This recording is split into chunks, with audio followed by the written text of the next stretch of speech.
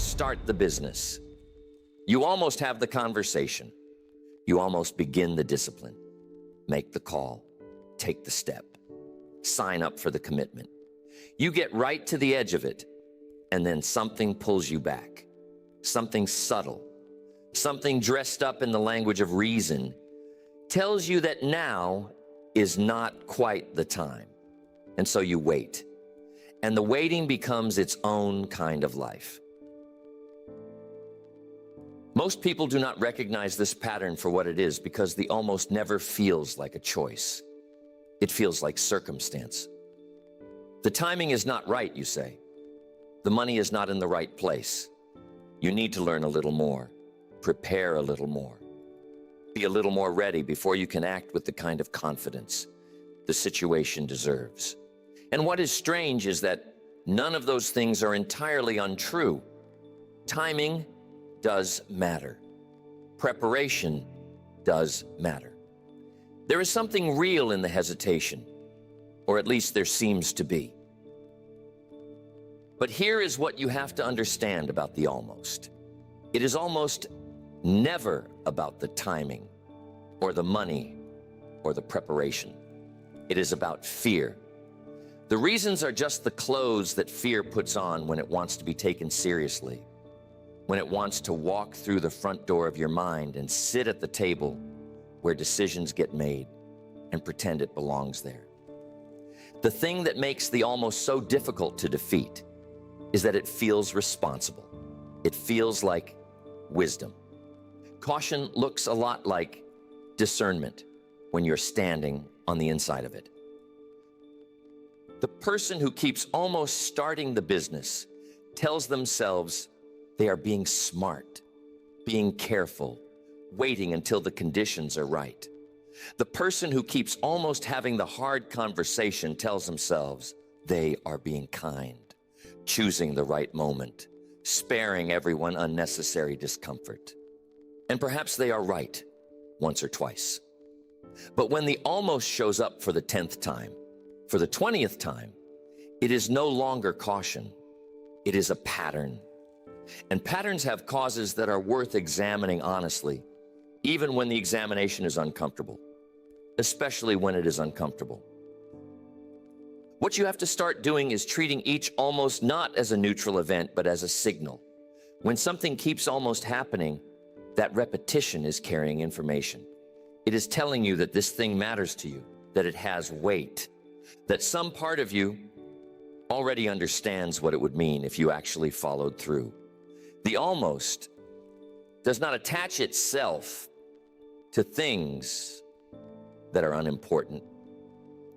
You do not almost take a different route to work. You do not almost order a different meal. The almost is specific. It shows up around the things that carry real consequence, real possibility, real risk. And because those things carry risk, the mind works very hard to find reasons to delay them, to put them off to a later season, when you will be better positioned, better equipped to handle whatever comes. But here is the problem with waiting for better positioning. The better positioning almost never comes on its own. It has to be built, and it gets built through action, not through preparation. The person who waits until they feel ready to start the business almost never feels ready, because readiness in the way they are imagining it, the confident, fully prepared, can't fail readiness, is a feeling that action produces, not a feeling that precedes it. You do not feel ready and then act. You act. And through the acting, you begin to feel the kind of grounded confidence that looks from the outside like readiness. This sequence matters enormously. Getting it backwards is one of the most expensive mistakes a person can make, because it can cost years, it can cost decades, it can cost the thing entirely. So the first step is simply to see the pattern clearly, not to judge it, not to be harsh with yourself about it, but to see it for what it is.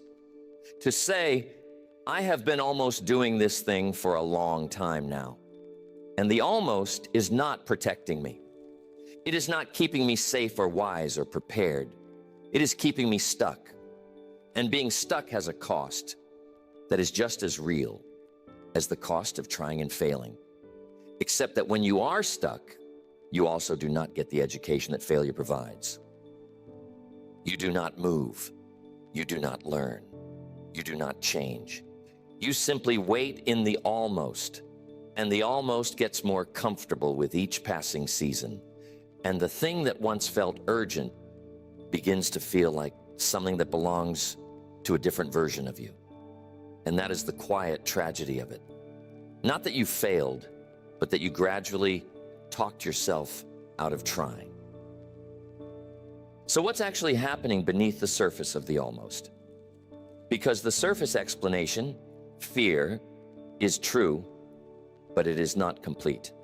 Fear is the engine, yes, but fear of what exactly? That is the question worth sitting with, because when you get specific about what you're afraid of, the fear loses some of its power. It becomes something you can examine and evaluate rather than something that operates invisibly in the background of your decisions. Most people who keep almost doing the thing are not afraid of failure in the simple sense. They're afraid of something more particular, more personal than that. They are afraid of finding out something about themselves. When you actually do the thing, when you start the business or write the book or have the conversation or leave the situation, you get information, real information, not imagined information. You find out whether you can handle it. You find out whether your instincts were right.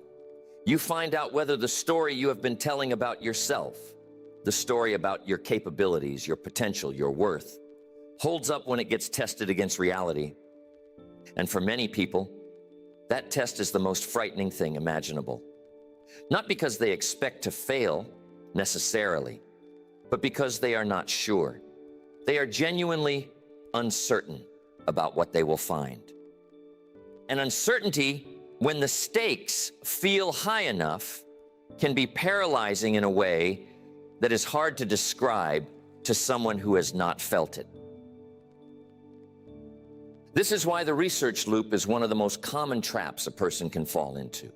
The research loop is when preparation becomes a substitute for action rather than a path toward it. You read more books on the subject. You talk to more people who have done it. You study the market, the competition, the potential pitfalls.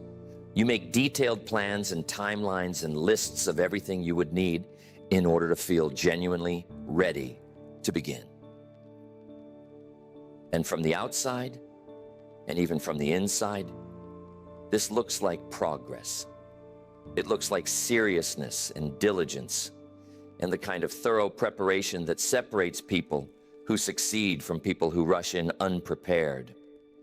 But what it actually is, in most cases, is a way of staying in the safe zone of not yet, without having to admit that you are afraid.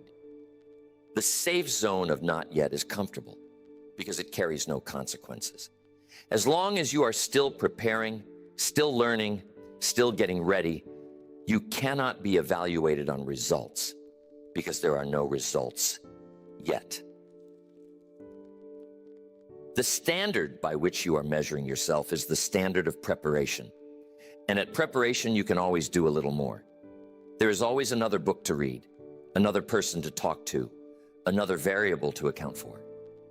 The preparation phase is infinitely extensible in a way that action is not. And for people who are using preparation as a form of avoidance, that extensibility is not a bug. It is the point. It allows them to feel productive and serious and engaged with the thing they care about, without ever having to step into the vulnerability of actually doing it. What breaks this loop is not more information.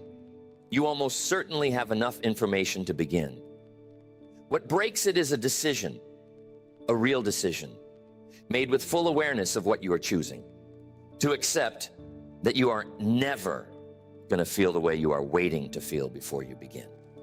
The fully prepared, fully confident, conditions are perfect feeling is not coming. It does not exist in the form you are imagining it. The people who have done the things you want to do did not feel that way when they started. They felt uncertain and inadequate, and like they probably were not ready. They started anyway. Not because they were braver than you in some fundamental way, but because they made a different calculation about the cost of waiting versus the cost of beginning imperfectly. They decided imperfect beginning was less expensive than indefinite delay. That calculation is available to you, too. You can make it today. The other thing worth understanding about the research loop is that extended preparation changes the thing you are preparing for in your imagination, and not in a useful way. The longer you think about something without doing it, the more elaborate and formidable it becomes in your mind. The thing in your imagination grows because your imagination keeps adding to it, keeps finding new complications, new obstacles, new reasons why it is harder than you initially thought. Meanwhile, the actual thing, the thing in the real world, stays the same size it was. It is waiting for you exactly as it was, with the same actual challenges it had when you first thought of it. But because you have been living with the imagined version for so long, the imagined version is what feels real. And the imagined version, by the time you have been almost doing something for 5 years, is often enormous and complicated in ways the real thing simply is not. That is just what happens when you give your mind too long to work on something without giving it the corrective feedback that only action can provide. I'm telling you, something happens to a person's relationship to time when they live too long in the pattern of the almost, and it is worth examining because it changes the way you experience your own life. When you keep almost doing the things that matter to you, time stops feeling like a resource that is moving in a direction. It starts feeling like a waiting room. Each day resembles the previous one, not because your circumstances are genuinely unchanging, but because you are genuinely unchanging. The outer conditions shift, years pass, the world moves, people around you age and change and face consequences. But the inner landscape, the territory of your unacted intentions and your postponed commitments, stays remarkably consistent. And there is a particular quality of restlessness that comes from living that way, a low-grade dissatisfaction that does not have a clean explanation because nothing dramatic has happened. It is just that the life you were moving toward keeps not quite arriving. What this does to a person over time is subtle but significant. It begins to erode the relationship between intention and action, between what you say you want and what you actually pursue. When you have intended to do something for a long time without doing it, you start to lose faith in your own intentions. You start to hear yourself say that you are going to do something and feel somewhere underneath the statement a quiet skepticism because you have said it before, many times before, and the doing has not followed. And so the words become cheaper. The intentions become less binding. You stop fully believing in your own commitments because your own track record with yourself is not what it should be. This is not a character flaw.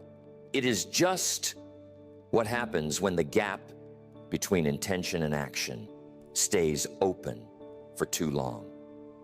It is what the almost does to you when you let it run unchallenged for years.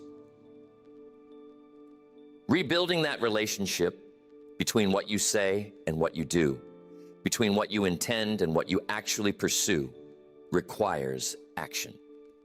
It requires closing the gap on something, even something small, even something that seems minor relative to the larger things you have been postponing. Because what you are really building when you follow through on something you said you were going to do is not just the external result of the action. You are building evidence.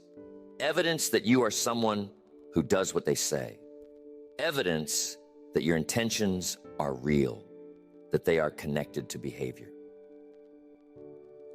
You are rebuilding a relationship with yourself that the years of almost have worn down. And that relationship is one of the most important things a person can have. Because without it, no plan works. No goal is credible. No commitment carries the weight it needs to carry in order to actually change anything. People underestimate this because they are so focused on the external results of action that they miss the internal results. Yes, starting the business produces a business. Yes, having the conversation changes the relationship. Those external results matter enormously.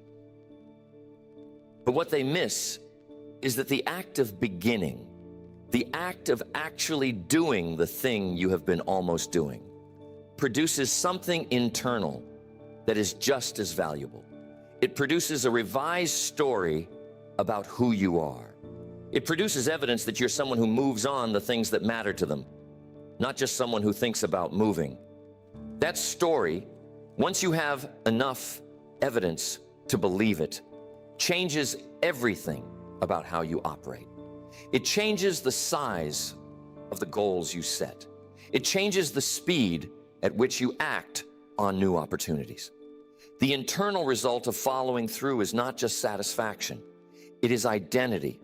It is a different understanding of what you are capable of. The cost of the almost is not just the things you do not build, or the conversations you do not have, or the paths you do not walk. The cost is also this: the slow accumulation of evidence that you are someone who does not follow through. That evidence does not stay neatly contained to the specific area where the almost is happening. It bleeds.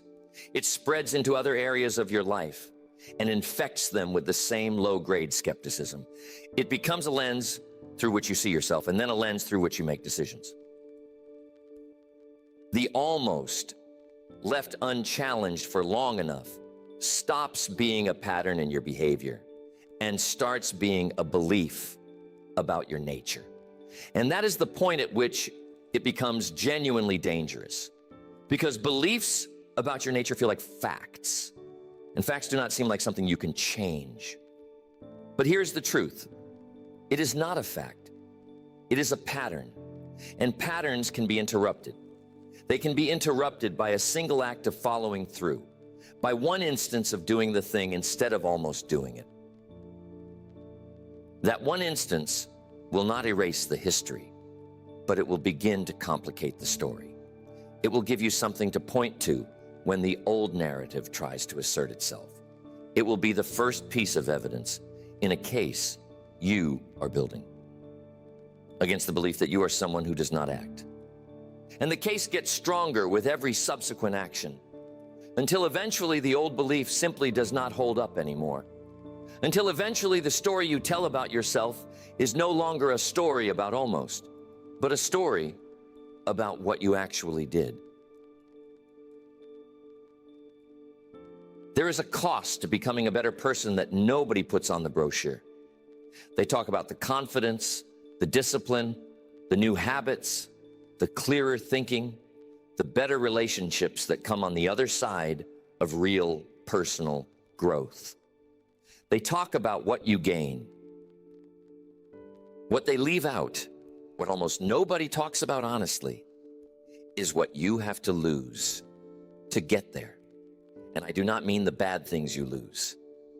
I do not mean the vices and the laziness and the small-minded thinking that you are glad to be rid of. I mean the things that mattered to you, the things that felt like yours, the things that you did not expect to grieve when you started the process of becoming someone different. Because that grief is real. It is as real as any other grief a person carries. And if you do not understand it, it will confuse you and slow you down and make you doubt whether the whole project of growing was worth beginning in the first place. Most people think about personal growth as a process of addition. You add discipline, you add knowledge, you add new ways of seeing and new habits and new standards for yourself. And all of that is true as far as it goes. But for every addition, there is a corresponding subtraction. And the subtractions are what nobody prepares you for. Because what gets subtracted is not always something bad. Sometimes what gets subtracted is something you loved. A version of yourself that felt comfortable and familiar. A relationship that was warm, but that could not survive the change in who you were becoming. When those things go, something in you mourns them. Even if you know the loss was necessary, even if you chose it deliberately, the mourning is not a sign that you made the wrong choice. It is a sign that the thing you lost was real. What makes this grief particularly difficult is that it is not socially legible in the way that other griefs are. When someone loses a person they love, the world recognizes that loss and makes room for it. There are rituals and language and a general understanding that mourning is appropriate and that it takes time. But when someone loses a version of themselves, or a friendship that could not survive their growth, or a way of life that no longer fits who they are becoming, there is no ritual for that.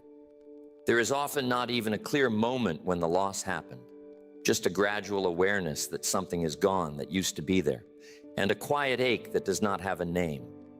And because it does not have a name, people often misinterpret it. They think the ache means they made the wrong choice. They think the grief means they should go back.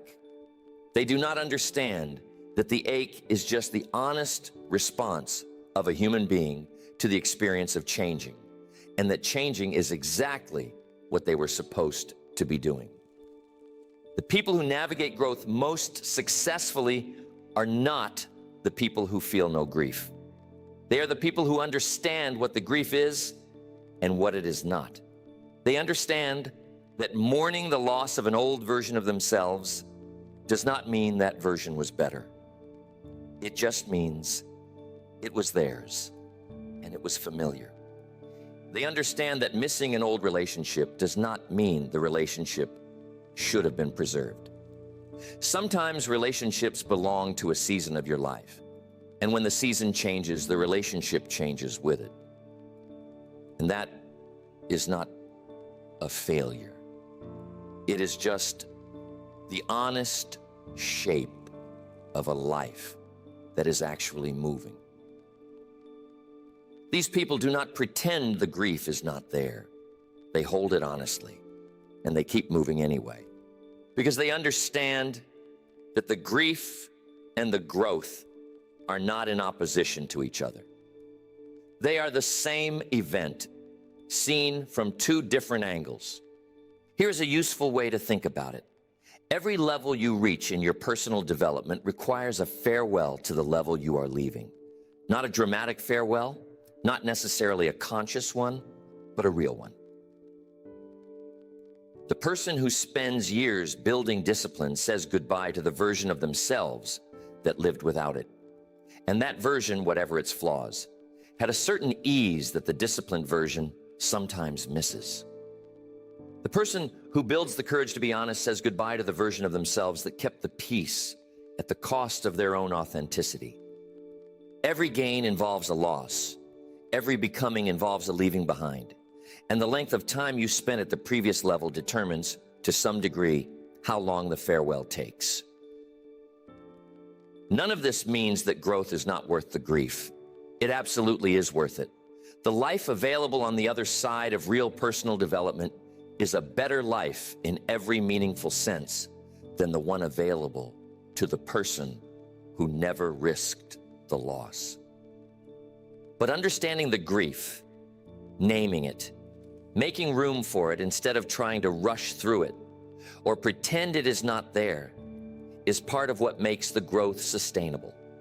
It is part of what keeps you moving forward through the difficult middle passages, instead of turning back when the discomfort gets real and the gains are not yet visible.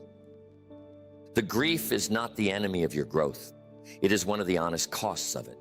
And knowing the difference between an honest cost and a warning to stop is one of the most important skills you can develop on the journey to becoming who you are meant to be. Here's what most people who talk about personal growth leave out entirely, because it complicates the clean narrative of transformation. Not everything you have to leave behind in the process of growing was bad for you. Some of it was genuinely good. Some of it was among the better things in your life at the time.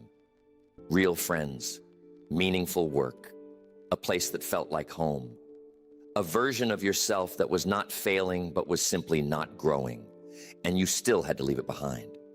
Not because it was harmful, but because it was no longer enough.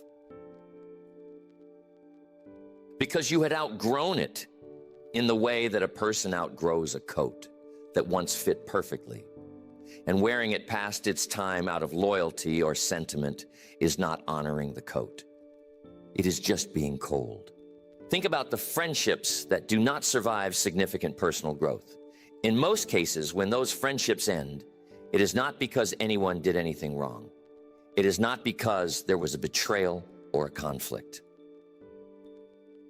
In most cases, the friendship ends simply because the direction one person is heading and the direction the other person is heading are no longer the same.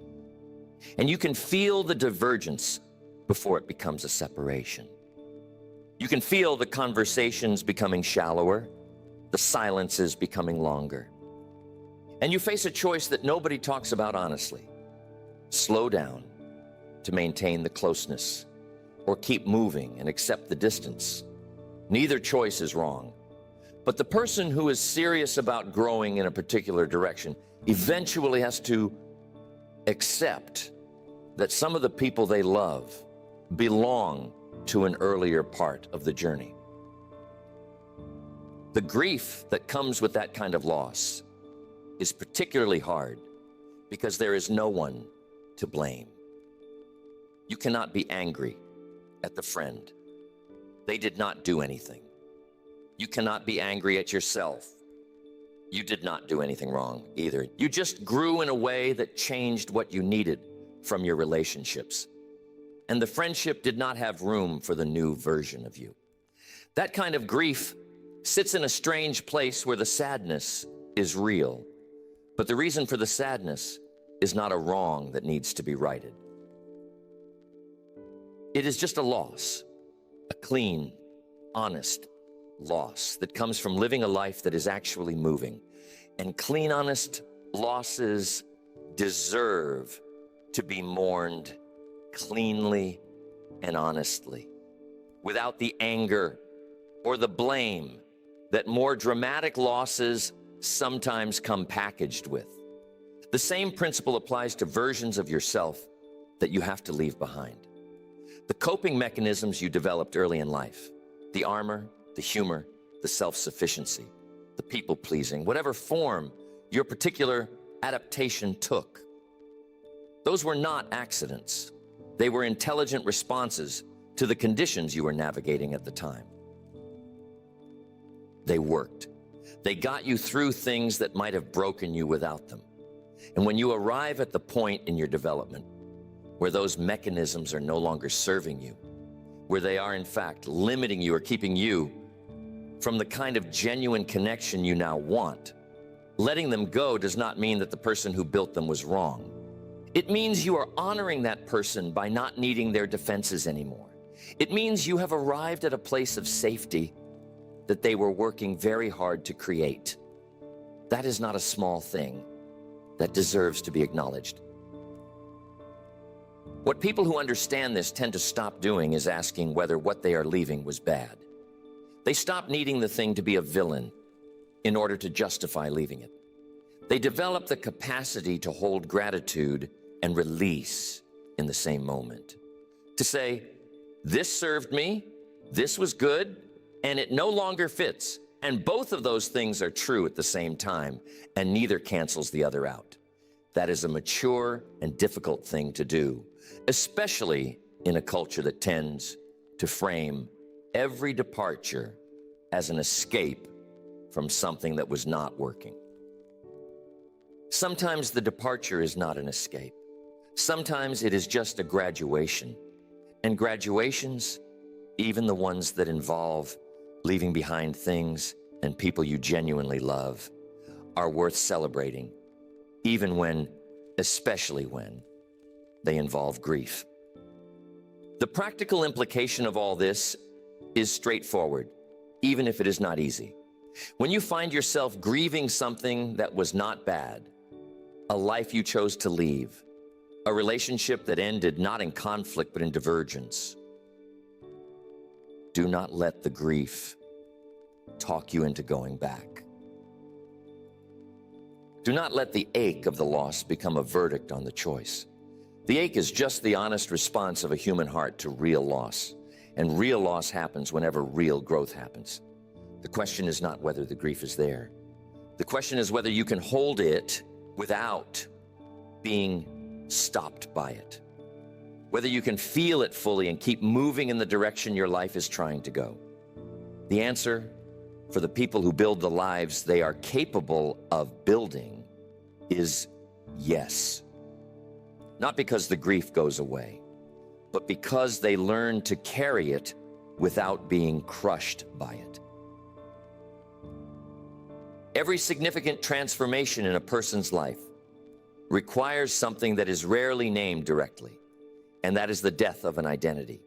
Not the refinement of an identity, not the improvement of an identity. A death.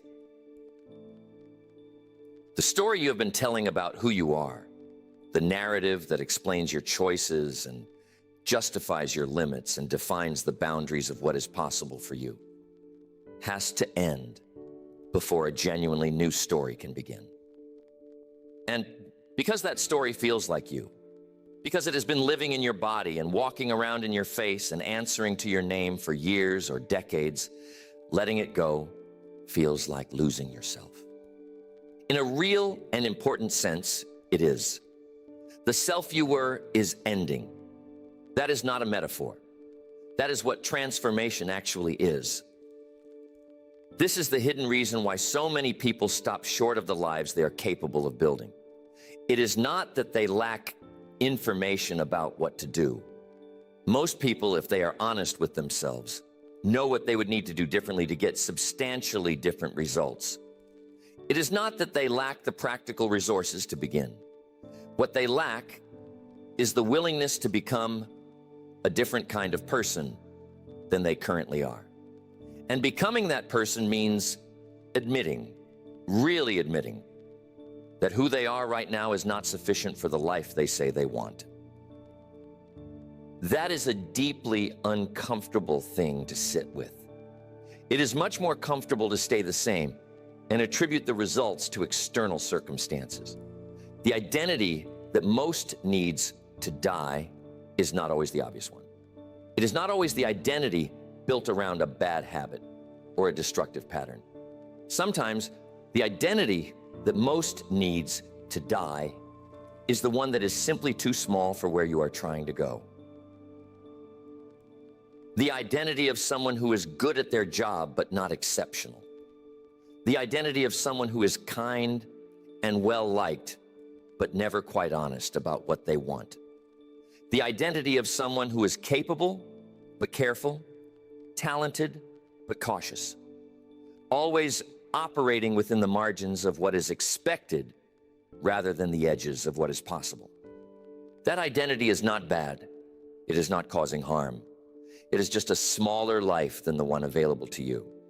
And choosing a larger life requires ending the story in which the smaller one is the natural and appropriate size. What makes the death of an identity feel like grief is that identity is not just a set of beliefs. Identity carries memory. It carries relationship. The people who knew you as the old version of yourself, who built their understanding of you around that version, they are implicated in the loss. When you change who you are, you change the relationship those people have with you. And some of those relationships will not survive the change. Not because anyone is at fault, but because relationships are built between specific versions of specific people. And when one of those versions is gone, the relationship has to find a new basis or it dissolves. That secondary loss, the loss of how other people see you, of the place you occupied in the social world of your former self, is one of the less discussed costs of genuine transformation. The in-between period is the hardest part. The period after the old identity has lost its hold, but before the new one has solidified, is a genuinely disorienting time.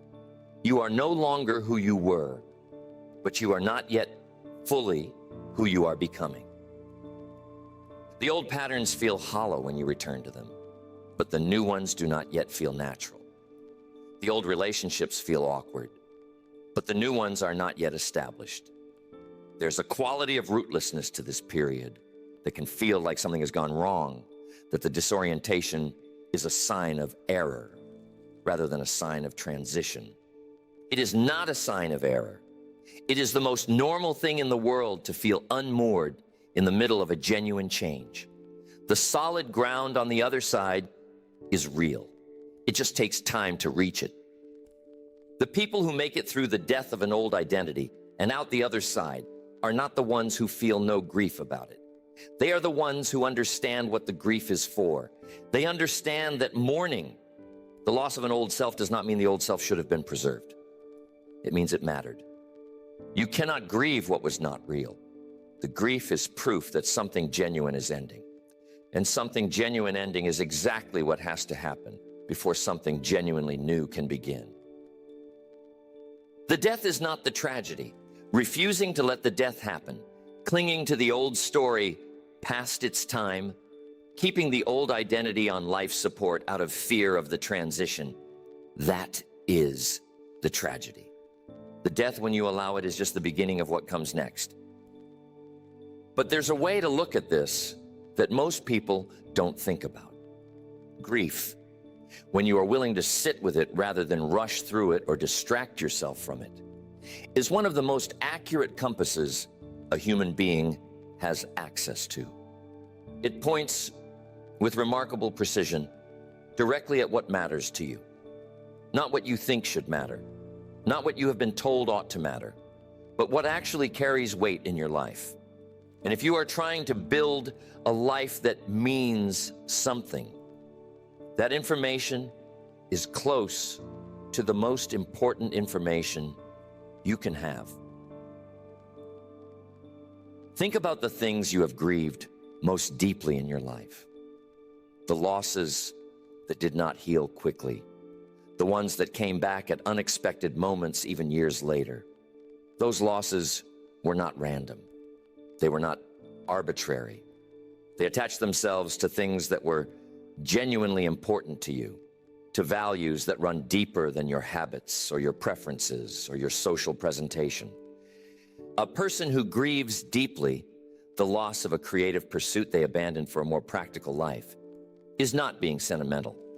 They are receiving accurate information about what their life is actually organized around at the level below the choices they have been making. A person who grieves the distance that grew between them and someone they were once close to is not being weak. They are being told in the clearest possible language how much genuine connection matters to them, perhaps more than the life they have built has been giving them credit for. The problem is that most people treat grief as a problem to be solved rather than a message to be read. They push through it as quickly as possible because sitting in grief feels unproductive, feels like the opposite of the forward motion they are trying to generate. But grief that is rushed through does not disappear. It goes underground. It finds ways to express itself indirectly through restlessness and resentment and a vague, persistent sense that something is missing that should be present. The feeling does not leave just because you stopped looking at it. It waits with more patience than you might like for a moment of quiet in which it can be heard. And the people who have learned to hear it have access to a self-knowledge that is simply not available to people who keep moving too fast to listen. There's a practical discipline here that is worth naming. When you experience a significant loss, when something you valued ends or changes in a way that hurts, before you move to the question of how to recover, ask the question of what the loss is showing you. Ask what the depth of the grief tells you about the depth of the value. Ask whether the things that are making you grieve are being given sufficient space and attention in the life you are actually building, or whether they are being gradually edged out by other things that are more urgent but less important. Often grief is the moment when the gap between the life you are living and the life you actually need becomes visible in a way it ordinarily is not. The ordinary pace of daily life keeps the gap obscured. The grief reveals it. This is not a comfortable practice. Looking honestly at what your grief is telling you about your values often leads to conclusions that are inconvenient, that require change, that cost something. If your grief is telling you that the work you've been doing for 20 years has been satisfying a surface preference for security while starving a deeper need for meaning, that is a difficult thing to sit with. But sitting with it is still better than the alternative, which is to continue living in a way that is organized around what you thought you wanted rather than what you actually need. The grief is not there to make you miserable, it's there to make you honest. And honesty, even when it is uncomfortable, is always the beginning of a better direction.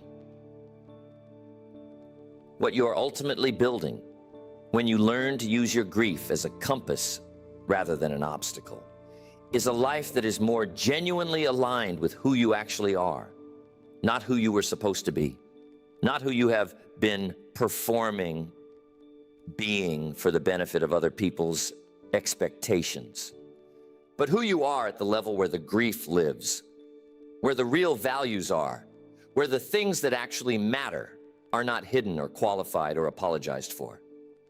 That level of alignment is not available to people who cannot sit still long enough to hear what their losses are telling them.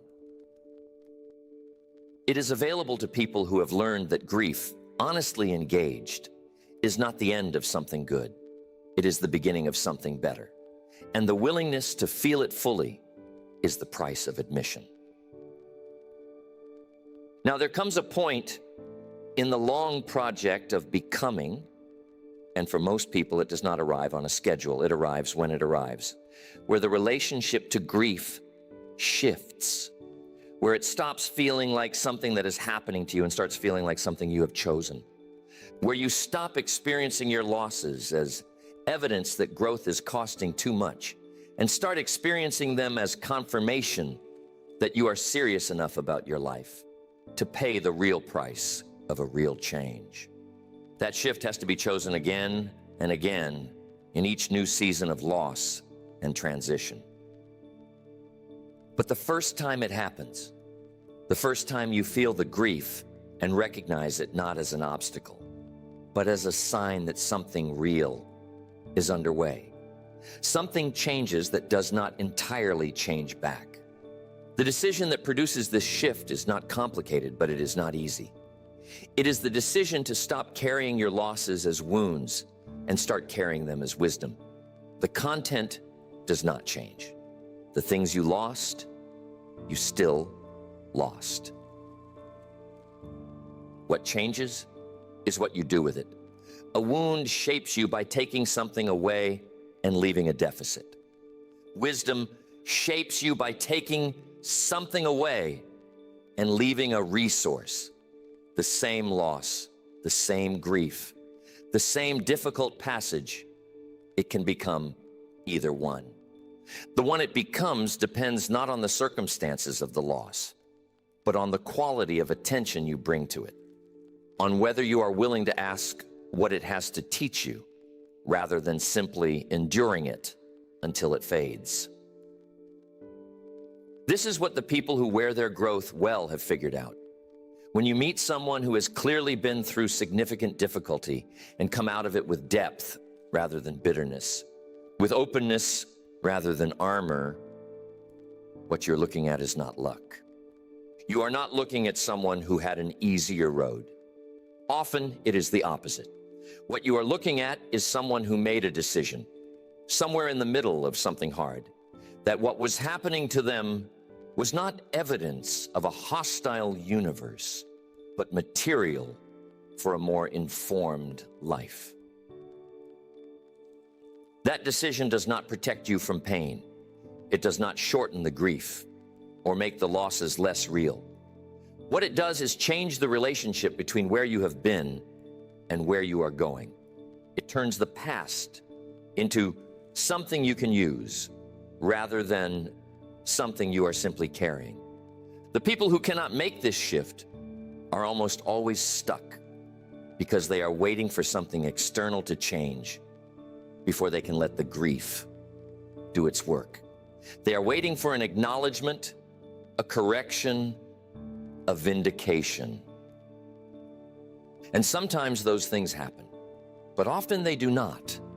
And the waiting for them keeps the grief alive in the wrong way, keeps it raw and open, rather than allowing it to close into something that can eventually be touched without flinching.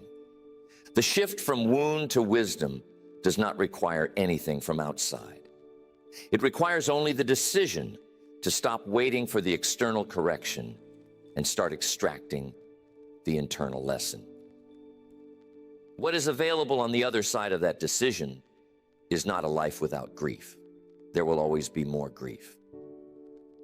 Growth guarantees it because growth guarantees loss, and loss guarantees grief. And a life without grief is a life where nothing was risked and nothing was loved with enough intensity to hurt when it changed. What is available is a life where the grief is proportional and purposeful, where it visits and is honored and does its work and then makes room for what comes next. A life where the losses are real, but they are not the final word. Where the jacket of grief, worn long enough and honestly enough, becomes something different from what it was when you first put it on. It becomes part of the texture of who you are. It becomes the thing that makes you worth listening to when you speak about difficulty. Because people can feel that you are speaking from inside the experience rather than around it. It becomes character, which is not something you can manufacture or perform. It is only something you can earn by going through the things that require earning and coming out the other side willing to say that it was worth it.